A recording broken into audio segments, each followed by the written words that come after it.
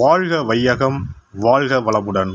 அனைத்து உறவுகளுக்கும் இனிய வணக்கம். நிகழும் மங்களகரமான விசுவாசு ஆண்டு பங்குனி மாதம் 18ஆம் நாள் புதன்கிழமை அன்று சதுர்தசி திதியில் உத்திரம் நட்சத்திரத்தில் விருத்தி நாமயோகத்தில் வணிசை கரணத்தில் அமிர்தயோகம் கூடிய நன்னாளில் இந்த மகத்தான ஏப்ரல் மாதம் பிறக்கிறது. 2026ஆம் ஆண்டின் 4வது மாதமான ஏப்ரல் மாதம் மிகவும் முக்கியத்துவம் வாய்ந்த மாதமாகும். இந்த மாதம் பல கிரக பெயர்ச்சிகள், சேர்க்கைகள், நட்சத்திர மாற்றங்கள் நிகழ இருக்கிறது. ஏப்ரல் மாதத்தின் முதல் வாரத்தில் செவ்வாய் பகவான் மீனராசிக்கு பெயர்ச்சியாகிறார். சூரியன், செவ்வாய் மற்றும் சனி ஆகிய கிரகங்கள் இணைந்து மங்களாதித்ய யோகம், திரிகிரக யோகம் உள்ளிட்ட யோகங்கள் உருவாக இருக்கிறது. அதே போல சுக்கிர பகவான் ஏப்ரல் மாத தொடக்கத்தில் மேசராசியில் பெயர்ச்சியடைகிறார். மாத இறுதியில் ரிஷபராசிக்குள் பிரவேசமாகிறார். புதன் பகவான் ஏப்ரல் 11ஆம் தேதி மீனராசிக்குள் நுழைந்து சதுர்கிரக யோகத்தை உருவாக்குகிறார். ஏப்ரல் 14ஆம் தேதி சூரிய பகவான் மேசராசிக்கு பெயர்ச்சியடைந்து சுக்கிரனுடன் இணைந்து சுக்கிராதித்ய யோகத்தை உருவாக்குகிறார். ஏப்ரல் 17ஆம் தேதி சனி பகவான் உத்திரட்டாதி நட்சத்திரத்தின் 3ஆம் பாதத்தில் பிரவேசிக்கிறார். ஏப்ரல் 30ஆம் தேதி புதன் பகவான் மேசராசிக்குள் நுழைய இருக்கிறார். இந்த கிரகங்களின் அமைப்பினால் உங்கள் வாழ்வில் ஏற்படக்கூடிய சுப மற்றும் அசுப பலன்கள் என்ன என்பதனையும், அசுப பலன்கள் ஏற்படுமாயின் ராசிக்காரர்கள் செல்ல வேண்டிய கோவில் மற்றும் செய்ய வேண்டிய பரிகாரம் என்ன என்பதனை பற்றியும் விரிவாக காண்போம். பிறக்கப் போகும் இம்மாதத்தில் உங்கள் வாழ்வில் வளமும் நலமும் செல்வ செழிப்பும் பெற்று வாழ்வின் உயரிய நிலையை அடைய எல்லாம் வல்ல எம்பெருமானை வேண்டி விரும்பி கேட்டுக்கொள்கிறேன். ரிஷபராசி அன்பர்களே, இந்த மாதம் புதிய முயற்சிகளில் அனுகூலம் உண்டாகும். வழக்குகளில் சாதகமான தீர்ப்பு கிடைக்கும். சிலருக்கு எதிர்பாராத பண வரவுக்கும் வாய்ப்புண்டு. புதிய பொருட்களின் சேர்க்கை உண்டாகும். சிலருக்கு பயணங்களும் அதன் மூலம் ஆதாயமும் ஏற்படும். புதிய ஆடை ஆபரணங்கள் வாங்கி மகிழ்வீர்கள். ஆனாலும் குடும்பத்தில் அடிக்கடி வீண் விவாதம், கணவன் மனைவிக்கிடையே கருத்து வேறுபாடுகள் தோன்றக்கூடும். ஒருவரை ஒருவர் அனுசரித்து செல்வது நல்லது. குடும்பத்தில் மகிழ்ச்சியும் நிம்மதியும் உண்டாகும். பிள்ளைகள் வகையில் பெருமை சேரும். உறவினர்கள் வருகையும் அவர்களால் உதவிகளும் உண்டாகும்.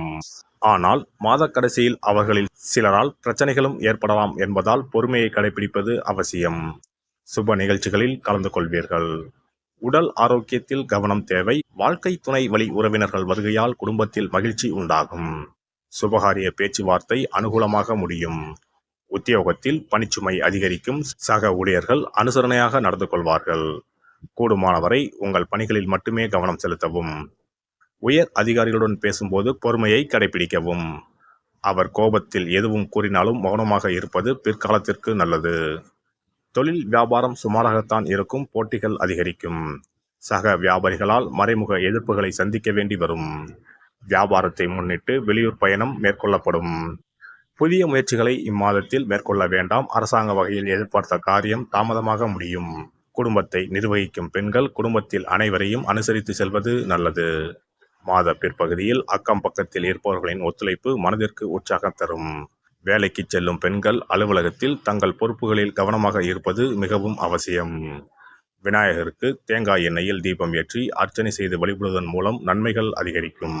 ஒரு முறையாவது குல தெய்வத்தையும் இஷ்ட தெய்வத்தையும் ஒரே நாளில் சென்று தரிசித்து வாருங்கள்.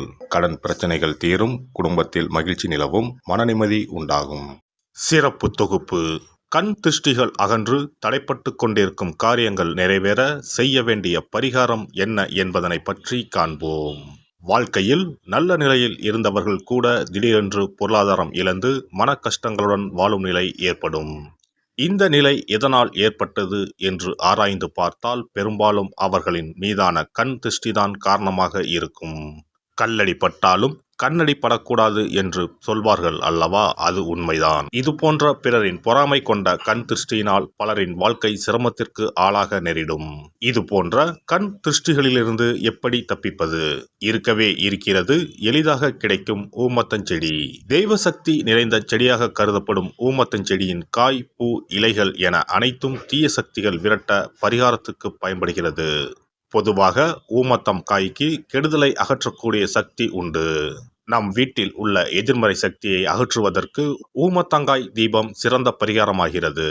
தெய்வீக மகத்துவம் நிறைந்த ஊமத்தங்காய் மற்றும் பூவையும் எடுத்துக்கொள்ளுங்கள். வீட்டுக்கு அருகில் இல்லை என்றால் நாட்டு மருந்து கடைகளில் கிடைக்கும். இந்த 2 பொருட்களையும் மஞ்சள் தண்ணீரை கொண்டு நன்றாக கழுவி விடுங்கள். சிறிது நேரம் அவற்றிலுள்ள ஈரம் போக ஆறவிட்டு பிறகு அவற்றை ஒரு மஞ்சள் துணியில் குலதெய்வத்தை வேண்டி ₹1 நாணயத்தோடு சேர்த்து முடிந்து வீட்டின் நிலைப்படியில் கட்டி தொங்கவிடுங்கள். இந்த முடிச்சை வெள்ளிக்கிழமை அல்லது ஞாயிற்றுக்கிழமைகளில் தயார் செய்து வாசல்படியில் கட்டுவது சிறப்பு. தினமும் வீட்டில் தீபம் ஏற்றி காண்பிக்கும் போது இந்த முடிச்சுக்கும் காண்பிக்கவும். இதேபோல் ஊமத்தம் இலைகள் கிடைத்தால் அந்த இலைகளை சுத்தமான மஞ்சள் தண்ணீரில் கழுவிவிட்டு அவற்றை கொண்டு வீட்டில் இருக்கும் விநாயகருக்கு திங்கள் கிழமைகளில் தொடர்ந்து அர்ச்சனை செய்து வர வேண்டும். ஊமத்தம் பூவையும் விநாயகருக்கு சூட்டலாம். 3 வாரங்கள் தொடர்ந்து திங்கள் கிழமைகளில் விநாயகருக்கு ஊமத்தை இலையால் அர்ச்சனை செய்து ஊமத்தம் பூவை சூட்டி வழிபட்டால் வீட்டில் உள்ள கெட்ட சக்தி நடமாட்டம் மற்றும் கண் திருஷ்டிகள் தீரும். ஊமத்தம் செடியும் சிவபெருமானுக்கு உகந்த இலை ஆகும்.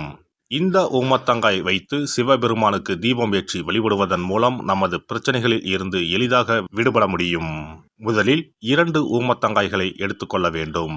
அவற்றின் மீது முட்கள் இருப்பதால் மிகவும் கவனமாக கையாள வேண்டும். ஊமத்தங்காயின் காம்பு பகுதிகளை வெட்டி கொண்டு கத்தியை பயன்படுத்தி ஊமத்தங்காயின் உள்ளே இருக்கும் விதை பகுதியை முழுவதுமாக நீக்கிவிட வேண்டும். பின்னர் 2 அகல் விளக்குகள் மற்றும் விளக்கு வைப்பதற்கான 2 தட்டுகளை எடுத்து சுத்தம் செய்து அவற்றிற்கு மஞ்சள் குங்குமம் பொட்டு வைத்துக் கொள்ள வேண்டும். பின்னர் 2 தட்டின் மீதும் ஒவ்வொரு அகல் விளக்கை வைத்துக் கொள்ள வேண்டும். அதன் பிறகு எப்போதும் பூஜை செய்வதற்கு வைப்பது போன்ற வெத்தலைப்பாக்கு, பழம் போன்றவற்றை வைத்துவிட்டு 2 விளக்குகளையும் ஏற்றி சிவபெருமானை மனதார வேண்டிக் கொள்ள வேண்டும். எனக்கு இருக்கும் பிரச்சனைகள் அனைத்தும் தீர்ந்து இன்பமான வாழ்க்கை கிடைக்க வேண்டும் என வேண்டிக் கொள்ள வேண்டும். இந்த பூஜையை வெள்ளிக்கிழமை அன்று தொடங்கினால் தொடர்ந்து 9 வெள்ளிக்கிழமைகள் செய்ய வேண்டும். ஊமத்தங்காயின் மீது எவ்வாறு முட்கள் இருக்கிறதோ அதுபோல நமது வாழ்க்கையில் இருக்கும் முட்கள் போன்ற பிரச்சனைகளை அவை தீர்த்து வைக்கின்றன. இந்த பூஜையை நாம் தொடர்ந்து செய்து வருவதால் நம் மீது இருக்கும் கண் திருஷ்டிகள் அகன்றுவிடும். தீராத துயரங்கள் தீர்ந்துவிடும். பணம், நகை நம்மிடம் பெருகி வரும். சிலருக்கு கையில் சுத்தமாக பணம் இருக்காது. வறுமை தாண்டவமாடும். கடன் தொல்லையால் கஷ்டப்படுவார்கள். பண பிரச்சனையில் சிக்கி கொண்டிருப்பவர்கள் இந்த தீபத்தை ஏற்றினால் 3 வாரங்களில் நல்ல பலனை பெற முடியும். தொழிலில் நல்ல முன்னேற்றம் இருக்கும். கடன் பிரச்சனைகள் தீரும். உறவினர்களிடையே பகைமை இருந்தால் அவையும் மறைந்துவிடும். நோய்வாய் உள்ளவர்கள் இந்த தீபத்தை ஏற்றுவதன் மூலம் நல்ல பலனை பெற முடியும். பொதுவாகவே எந்த பரிகாரம் என்றாலும் அதை முழு நம்பிக்கையுடன் செய்தால் மட்டுமே முழு பலன் கிடைக்கும் என்பதை நினைவில் கொள்ளுங்கள். எல்லாம் வல்ல இறையருளால் நீங்களும் உங்கள் அன்பு குடும்பமும் உடல் நலம், நீலாயுள், நிறை செல்வம், உயர் புகழ், மெய்ஞானம் ஓங்கி வாழ்க வளமுடன். இந்த வீடியோ பதிவு உங்களுக்கு பிடித்திருந்தால் லைக் பண்ணுங்க, கமெண்ட் பண்ணுங்க, ஷேர் பண்ணுங்க. மறக்காம சப்ஸ்கிரைப் பண்ணுங்க. பக்கத்துல இருக்கிற பெல் பட்டனை கிளிக் பண்ணுங்க. நன்றி, வணக்கம். ஓம் நமச்சிவாய. சிவாய